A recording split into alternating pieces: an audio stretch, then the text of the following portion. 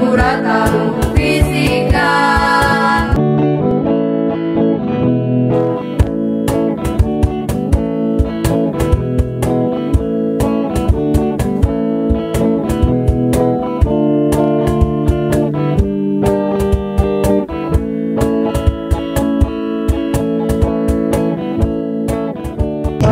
Udah pakai kerja.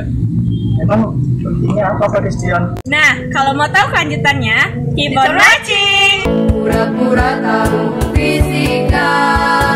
Ada banyak. Penerapan merupakan salah satu penerapan ilmu fisika dalam kehidupan sehari-hari.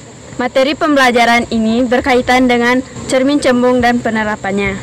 Ada materi belajar fisika. Bentuknya cahaya karena mengenai suatu permukaan. Peristiwa pemantulan merupakan salah satu sifat dari cahaya. Cahaya merambat lurus dan akan memantulkan jika mengenai semua permukaan tanpa terkecuali. Ada pembahasan soal ulangan. Merupakan cermin yang lengkungan luarnya dapat memantulkan cahaya. Cermin cembung dapat disebut juga sebagai cermin negatif ataupun cermin divergen. Dan juga lainnya.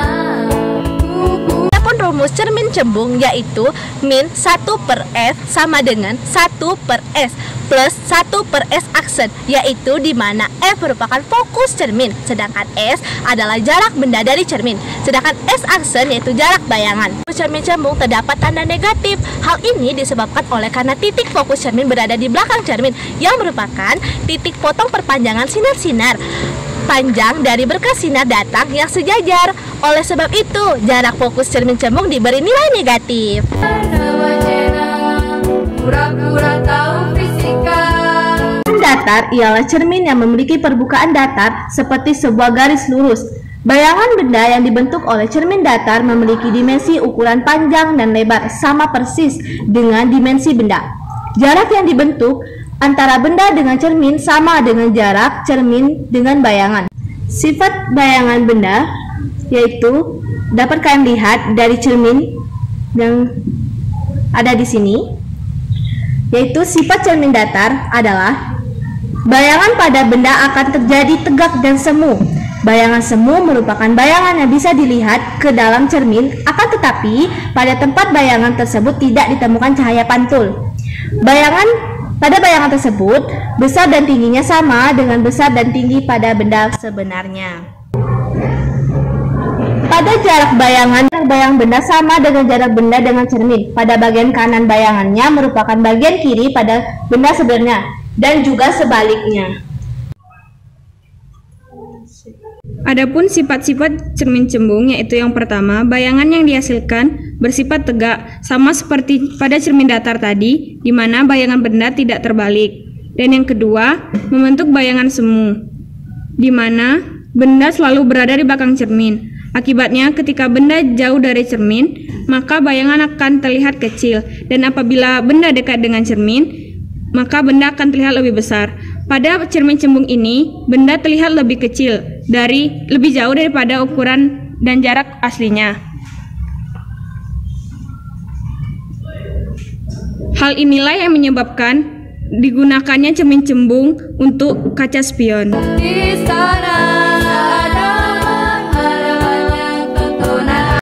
Cermin cembung pada kendaraan adalah agar pengendara aman berkendara. Selain itu juga untuk mematuhi lalu lintas pada jalan raya. Pada tikungan yang tajam juga diletakkan spion dengan ukuran besar.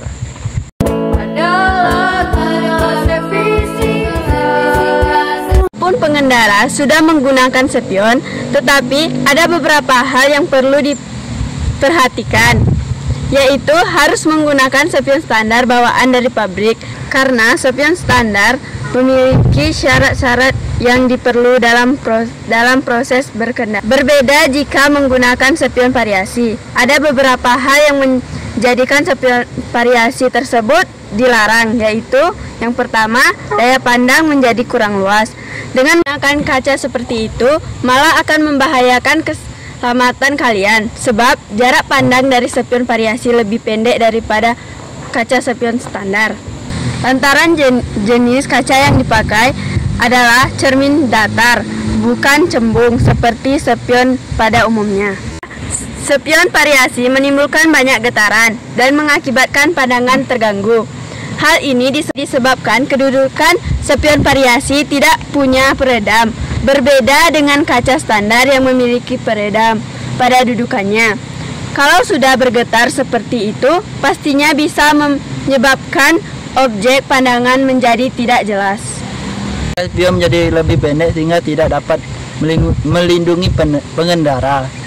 Kalau menggunakan spion standar, benda tersebut bisa melindungi stabilitas pengemudi jika berbenturan dengan kendaraan lain.